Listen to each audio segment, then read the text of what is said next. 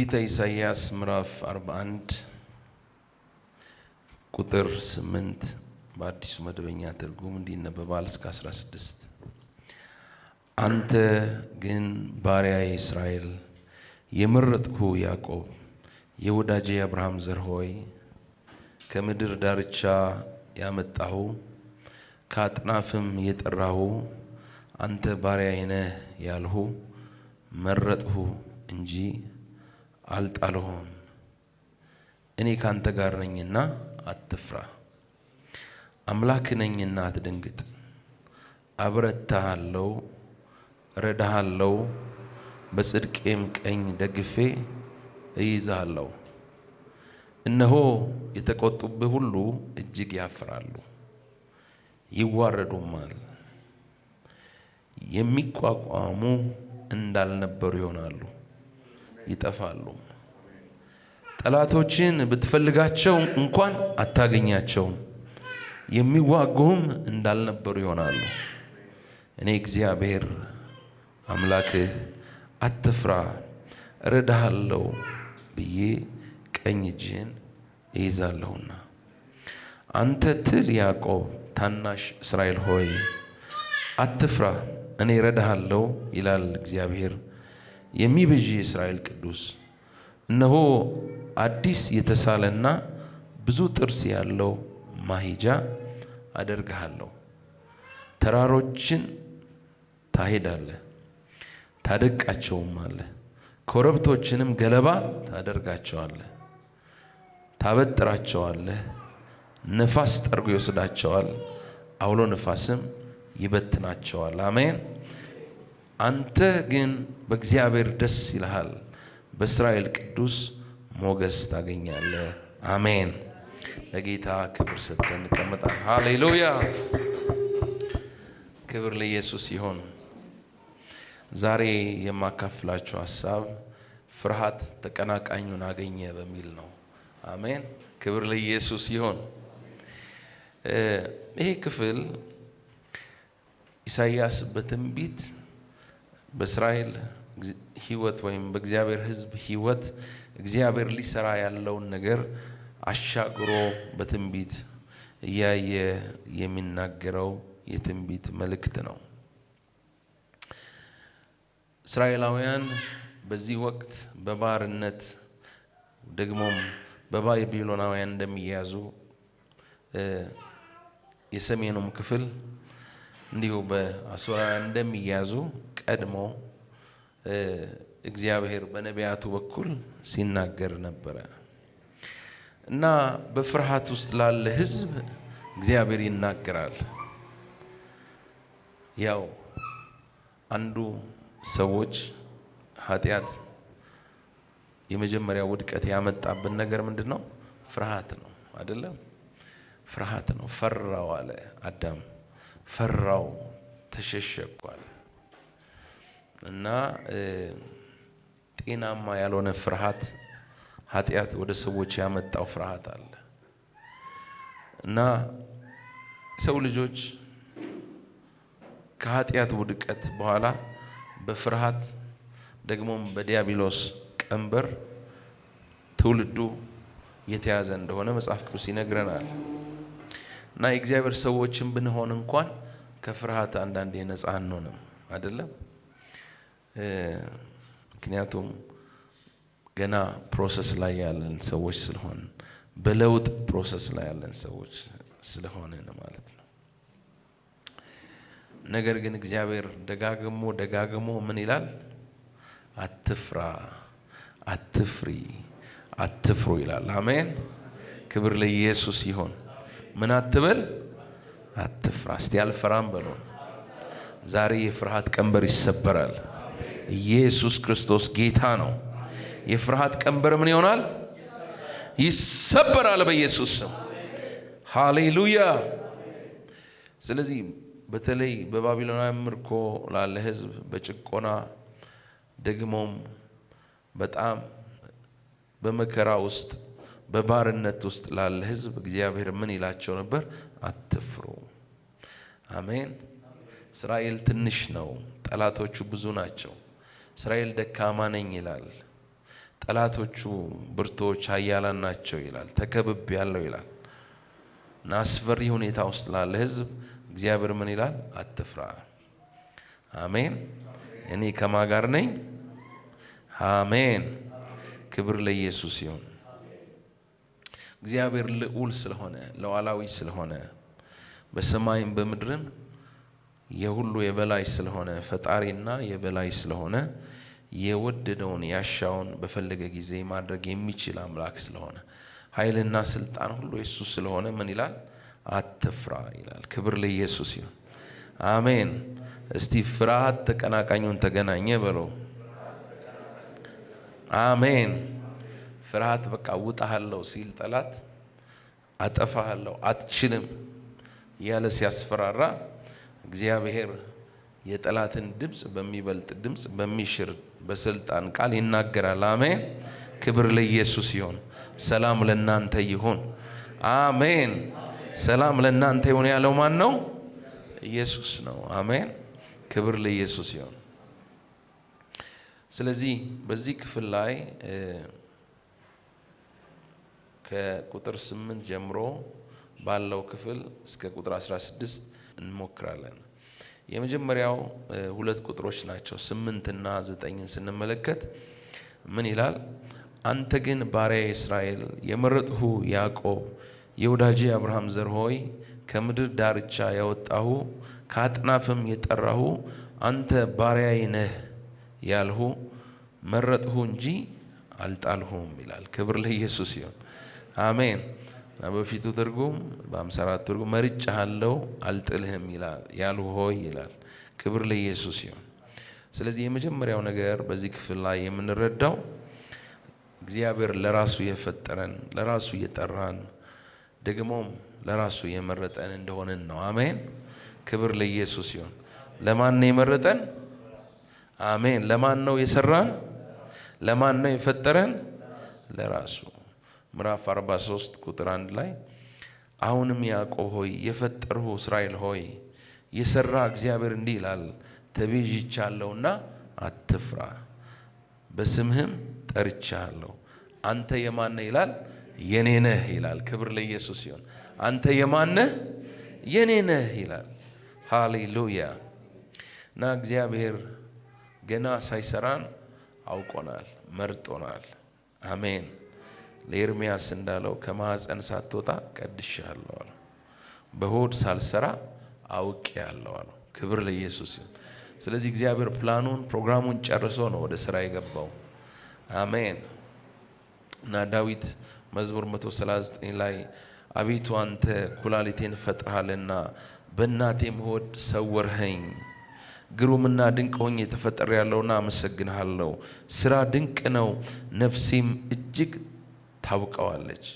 እኔ በስውር በተሰራው ጊዜ ያል ቁጥር 15 ላይ ኩላሊቴም በምድር በታች በተሰራ ጊዜ አጥንቶቼ ካንተ አልተሰወሩም። ያልተሰራ አካሌን ዓይኖቼ አዩኝ። የተፈጠሩ ቀኖቼ ሁሉ አንድስ እንኳን ሳይኖሩ በመጽሐፍ ተጻፉ ይላል። ስለዚህ እግዚአብሔር ገና ኩላሊትህን፣ ልብህን፣ ሳምባህን ሳይፈጥር ምን አድርጎሃል? አውቆሃል። ክብር ለኢየሱስ ይሁን። አሜን። እስቲ አውቆኛል ለበሉ። ለማን ነው የተሰራ ነው? ለእግዚአብሔር ነው። አሜን።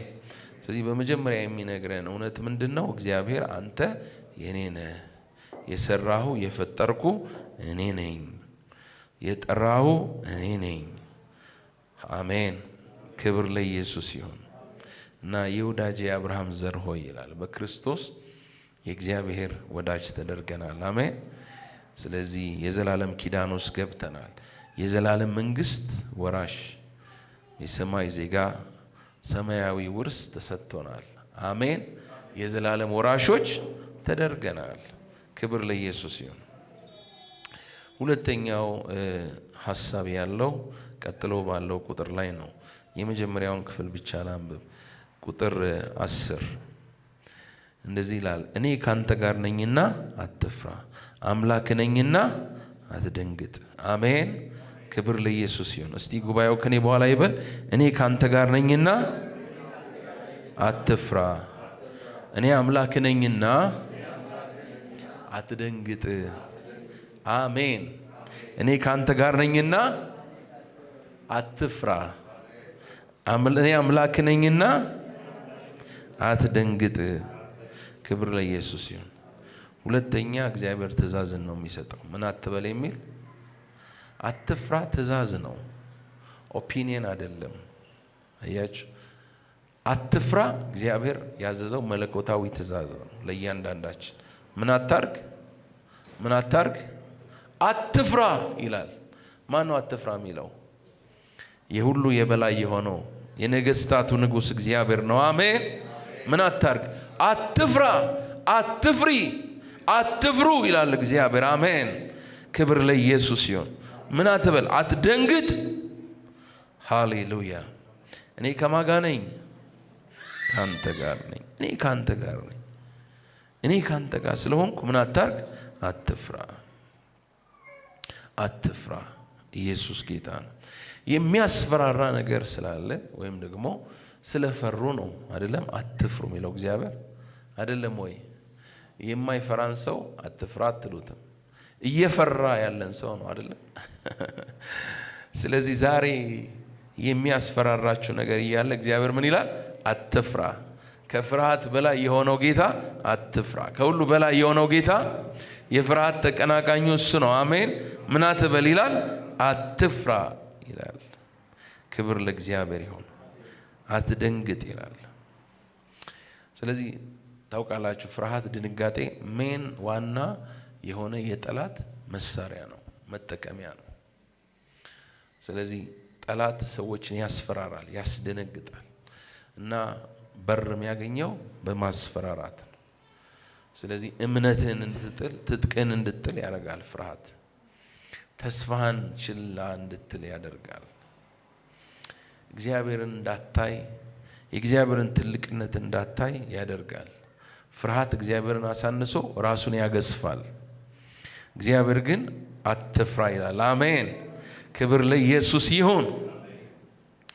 ስለዚህ ይሄ የእግዚአብሔር ተስፋ ነው፣ የኪዳን ተስፋ ነው። ቅድም እንዳልካችሁ በክርስቶስ የአብርሃም ዘር ተደርገናል። አብርሃም ምዕራፍ 15 ላይ ዘፍጥረት በጣም ፍርሃት ውስጥ፣ ተስፋ መቁረጥ ውስጥ የነበረ ይመስላልና እግዚአብሔር መጣና ምን አለው?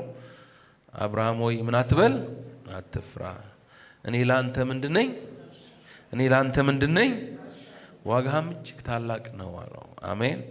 እኔ ላንተ ምንድነኝ? ጋሻ ነኝ። አሜን። ከለላ ነኝ፣ ደገፋ ነኝ፣ ረዳት ነኝ። ስለዚህ ምን አታርግ? አትፍራ።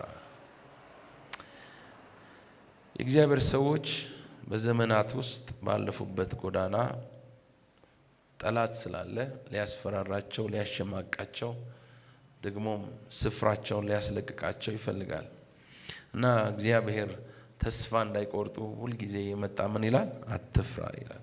እግዚአብሔር ለኢያሱም አትፍራ፣ አትደንግጥ ብዬ አላዘዝሁም ምን ይለዋል? ኢያሱ ምዕራፍ 1 ቁጥር 9 ላይ አትፍሩ ይላል። ጌታ ኢየሱስ ወደ ሰማይ ሲያርግ ለደቀ መዛሙርቱ ለቤተ ክርስቲያን የሰጠው ተስፋ ምንድነው? ምንድነው ያላቸው? እስከ ዓለም ፍጻሜ እኔ ከእናንተ ጋር ነኝ። አሜን። ክብር ለኢየሱስ ይሁን። ቤተ ክርስቲያን ብቻዋን አይደለችም። 2ም 3ም ሆናችሁ በስሜ በምትሰበሰቡበት በዚያ በመካከላችሁ እሆናለሁ። ማቴዎስ ምዕራፍ 18 ቁጥር 20። ስለዚህ እስቲ ለብቻ አይደለሁም በሉ፣ እግዚአብሔር ከኔ ጋር ነው በሉ። ስለዚህ አልፈራም በሉ። እስቲ ረዳት አለን። አሜን። ደጋፊ አለን። አሜን። ስለዚህ እግዚአብሔር ቃል ያዘዘ ምንድነው? አትፍራ፣ አትፍራ፣ አትፍራ። ስለዚህ እግዚአብሔር ባለበት ስፍራ ፍርሃት ሕገ ወጥ ነው። ፍርሃት እግዚአብሔር ባለበት ስፍራ እንዲገኝ አይፈቀድለትም። እግዚአብሔር ባለበት ስፍራ ፍርሃት ጉልበት የለውም፣ አቅም የለውም። አሜን። ስለዚህ እኔ ካንተ ጋር ስላለው ምን አትበል። ክብር ለኢየሱስ ይሁን። አሜን። ኢየሱስ ክርስቶስ ጌታ ነው። ፍርሃት መንፈስ ነው። የእግዚአብሔር ቃል እንደሚነግረን በሁለተኛ ጢሞቴዎስ ምዕራፍ 1 ቁጥር 7 ላይ እግዚአብሔር የኃይልና የፍቅር ራስን የመግዛት መንፈስ እንጂ የፍርሃት መንፈስ አልሰጠንምና። ስለዚህ ፍርሃት ምንድነው? የፍርሃት መንፈስ አልሰጠንም ከተባለ ፍርሃት ምንድነው? ኢዝ ስፒሪት። ስለዚህ ፍርሃት ሪቢዩክ መደረግ፣ መገሰጽ አለበት። አሜን። ስሜት ብቻ አይደለም። ኦፍ ኮርስ የፍርሃት ስሜት አለ፣ ጤናማ የሆነ አለ። ግን ስፒሪት አለ፣ የፍርሃት መንፈስ አለ። ቴሮራይዝ የሚያደርግ ውድቀትን የሚያሳይ የሚከስ ውድቀትን እያሳየ ተስፋ የሚያስቆርጥ ከመንገድ ሊያስወጣ የሚፈልግ ስፒሪት አለ። ስፒሪት ደግሞ ፐርሰን ነው እንደምታውቁት። ስለዚህ ሂድ መባል አለበት፣ ወግድ መባል አለበት። ህገ ወጥ ነው ፍርሃት። ለምን? እግዚአብሔር ከኛ ጋር ስላለ። አሜን። ክብር ለኢየሱስ ይሁን። ከዚህ አትደንግጥ ብሎ ጌታ ህዝቡን ያዛል። ሶስተኛው አበረታሃለሁ፣ እረዳሃለሁ፣ በጽድቄም ቀኝ ደግፌ ይይዝሃለሁ። እግዚአብሔር ምንድን ነው ያለው በዚህ ክፍል ላይ? በሶስተኛ ደረጃ የምናየው እረዳሃለሁ፣ አበረታሃለሁ። ምን አለ እግዚአብሔር? ሌላ ድምፅ አንሰማም። አሜን። አትስሚ፣ ሌላ ድምፅ አትስማ። እግዚአብሔር ያለው ምንድን ነው? ምን አረጋሃለሁ፣ ምን አረጋሃለሁ፣ ከዛስ አበረታሃለሁ፣ እረዳሃለሁ፣ አበረታሃለሁ፣ በጽድቄም ቀኝ ደግፌ ይይዝሃለሁ። አሜን። ስለዚህ እግዚአብሔር የሚረዳን ከሆነ ለምን እንፈራለን? አሜን። ለምን እንፈራለን? አይደል እንዴ? እግዚአብሔር ነው እረዳሃለሁ ያለው፣ እግዚአብሔር ነው አግዝሃለሁ ያለው፣ ሰው አይደለም። ሁሉን በቃሉ የፈጠረ አምላክ ነው። የሪሶርስ ችግር የአቅም ችግር የሌለበት አምላክ ነው። ፍጥረታትን ሁሉ ይህንን 8 ቢሊዮን ህዝብ የፈጠረ አምላክ ነው። የማይታዩ አላፋት ከዋክብትን የፈጠረ አምላክ ነው። አይደለም? ከቁጥር በላይ የሆኑ እሱ ነው። ምን አረጋለሁ? ተስፋ የሰጠ ሀብታም ወፍራም ዘመድ አይደለም። የሰማይና የምድር ፈጣሪ ነው። አሜን። ክብር ለኢየሱስ ይሁን። እረዳሃለሁ፣ እረዳሃለሁ። እና እየጸለይን ቅድም በመንፈሴ አየነበረው ድልድይ ሲዘረጋ አይ ነበር። ክብር ለኢየሱስ ይሁን። እንዴት ደርሳለሁ፣ እንዴት አልፋለሁ፣ ነገ እንዴት ይሆናል ለምትሉ እግዚአብሔር ድልድይን ዘርግተዋል። ሊረዳን እግዚአብሔር እጁን ዘርግተዋል። በኢየሱስ ስም ትረዳለህ። እግዚአብሔር ይደግፈሃል። እግዚአብሔር ያሻግርሃል። ሃሌሉያ። እንዴት አልፈዋለሁ በምትለው መንገድ እግዚአብሔር ቀኝን ይዞ ያሻግራል። እግዚአብሔር ቀኝን ይዞ ያሻግርሃል፣ ያሳልፍሃል። ጥሰት ሄዳለህ። እስቲ ጥሽ ሄዳለሁ በል። ኢየሱስ ጌታ ነው። አሜን። ስለዚህ ትምክታችን እውቀት፣ ስልጣን፣ ገንዘብ፣ ብር ምናምን የራሳችን ጡንቻ በቃ አይደለም፣ እግዚአብሔር ነው። አሜን። ክብር ለኢየሱስ ይሁን። ማን ነው? እግዚአብሔር ነው። ወጀቡ አለ፣ ማዕበሉ አለ፣ ግን እግዚአብሔር ምንድን ነው ያለው? እኔ ነኝ የምረዳ። አሜን። ክብር ለኢየሱስ ይሁን። አንድ ምሳሌ ልስጣችሁ።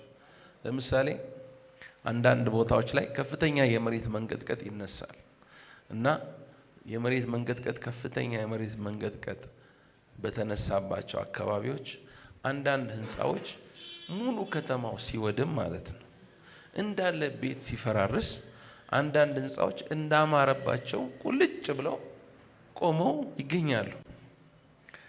ከምን የተነሳ ነው? ከመሰረቱ አይደለም።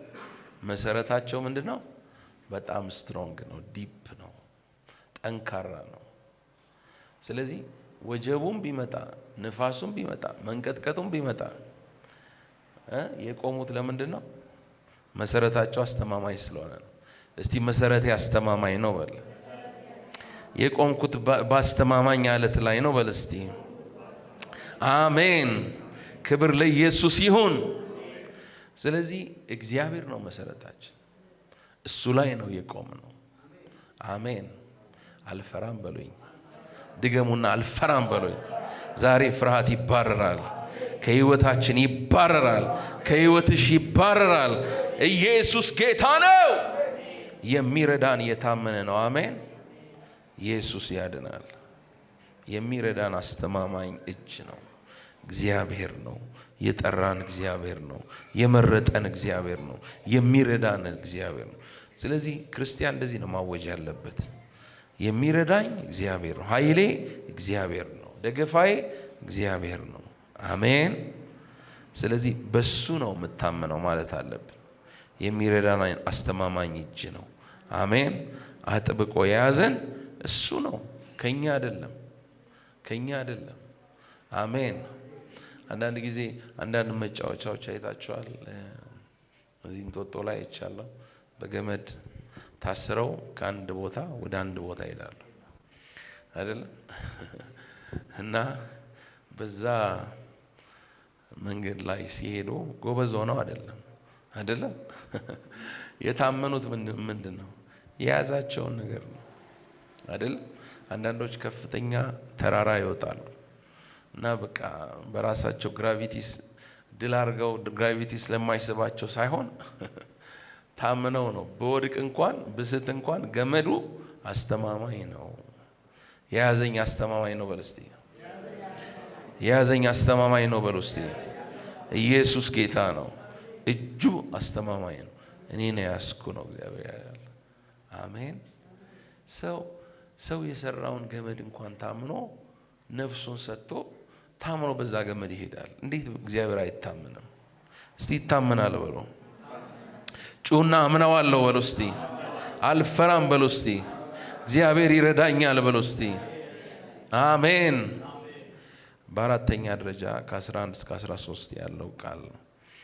እኔ እግዚአብሔር አምላክ አትፍራ እረዳሃለሁ ብዬ ቀኝ እጅህን እይዛለሁና አንተ ትል ያዕቆብ ታናሽ እስራኤል ሆይ አትፍራ እኔ እረዳሃለሁ ይላል እግዚአብሔር። አሜን። ክብር ለኢየሱስ ይሁን።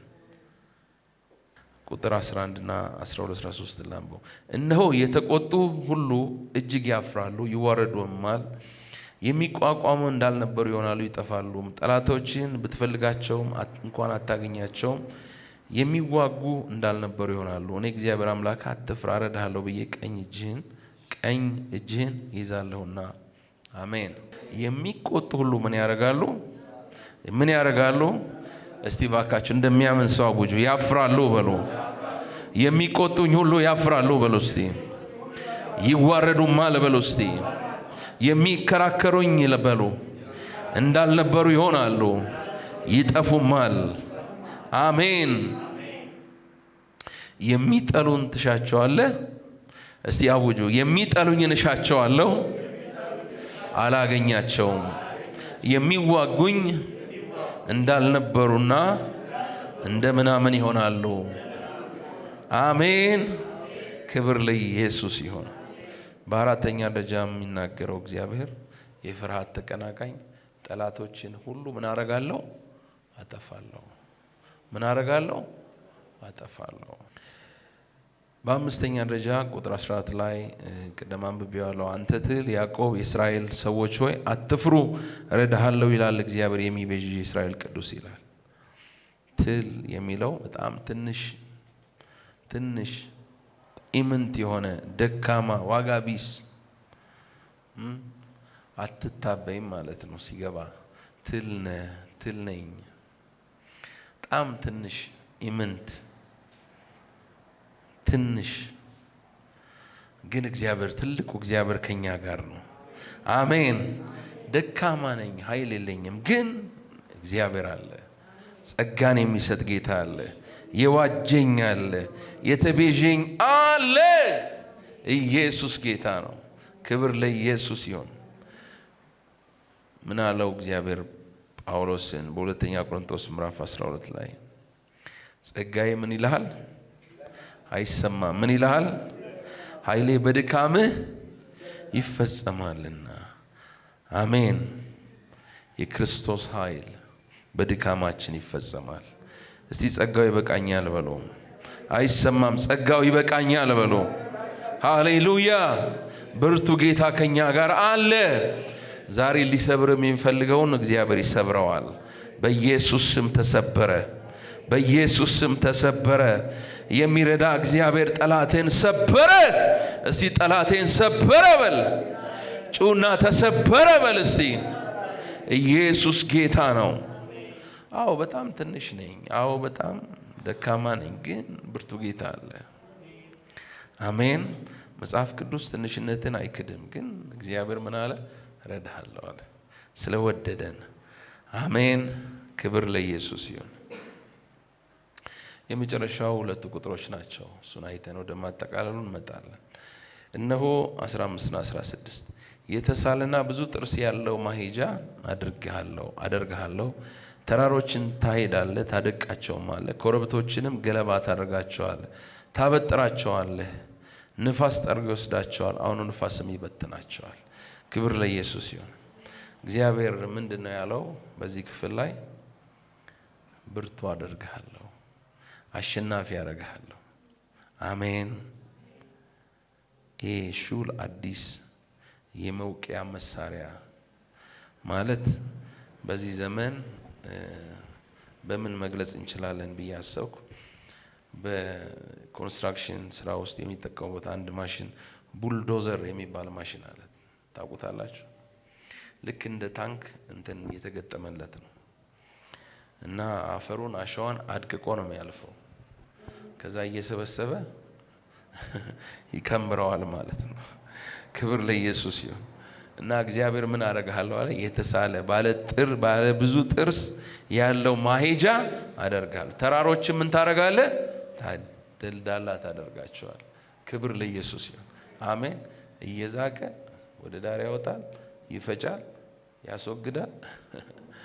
ቡልዶዘር አደርግሃለሁ። ኢየሱስ ጌታ ነው። ተራራ የሆነብህን ታደቀዋለህ። አሜን። ኢየሱስ ጌታ ነው። ታደቀዋለህ። ያስፈራራህን ትሰብረዋለህ፣ ታስፈራራዋለህ። ክብር ለኢየሱስ ይሁን። ጠላትህን ትፈጨዋለህ። ኢየሱስ ጌታ ነው። ስለዚህ ጌታ ከኛ ጋር ነው። አሜን። ራዕይ ምዕራፍ 3 ቁጥር 21 ላይ እኔ ደግሞ ድል እንደነሳው ከአባቴም ጋር በዙፋኑ ላይ እንደተቀመጥኩ ድል ለነሳው ከኔ ጋር በዙፋኔ ላይ ይቀመጥ ዘንድ ሰጠዋለሁ። መንፈስ ለአብያተ ክርስቲያናት የሚለውን ጆሮ ያለው መንፈስ ለአብያተ ክርስቲያናት የሚለውን ጆሮ ያለው። ስለዚህ ኢየሱስ ድል ነስቷል። አሜን። እኛም ድል እነሳለን። የድል ነሺ ልጆች ነን። አሜን። እስቲ ድል እነሳለሁ በሉ። በደንብ ድል እነሳለሁ በሉ። እግዚአብሔር ከኔ ጋር ነው በሉ እስቲ። አሜን። ስለዚህ ዛሬ እግዚአብሔር አንድ ትእዛዝ ሰጥቷል። ምንድነው ያለ? አትፍራ። ምንድነው ያለሽ? አትፍሪ። እኔ ከማጋ ነኝ። አቅምን አይተህ በቃ እኔ እኮ ምን አቅም የለኝም፣ የሚረዳኝ የለም፣ ዘመድ የለም፣ እውቀት የለኝም፣ አልተማርኩም፣ ሰው የለኝም ምናምን አትበል። እግዚአብሔር ያለው ምንድነው? እኔ ያለውክ። አሜን። እረዳሃለሁ። እረ እግዚአብሔር ይታመናል። አሜን። እግዚአብሔር ይታመናል በሉ እስቲ ጩሁና። የያዘን ብርቱ እጅ ነው። አሜን። አይለቀንም፣ አይጥለንም። ስለዚህ ወድቃለሁ ብላ አትፍራ። እግዚአብሔር አለ። ነገ እንዴት ሆናለሁ ብላ አትስጋ። እግዚአብሔር ነገንም ያልፋል። አሜን። እሱ የዘላለም አምላክ ነው። አሜን። የዘላለም ዋስትና ነው። አሜን። መጽሐፍ ቅዱስ ሲናገር ዕብራውያን ምዕራፍ 13 ቁጥር 8 ላይ ኢየሱስ ክርስቶስ ትላንትናም ዛሬም እስከ ዘላለም አሜን።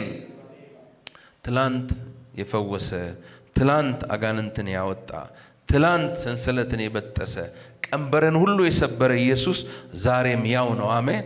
እስቲ ዛሬም ያው ነው በሉ። ዛሬም ያው ነው በሉ እስቲ። አሜን።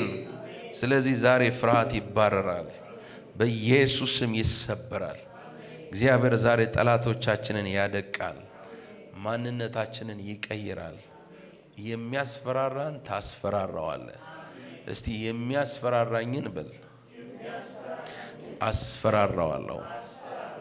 ሊሰብረኝ የወጣውን በል እስቲ እሰብረዋለሁ፣ አደቀዋለሁ።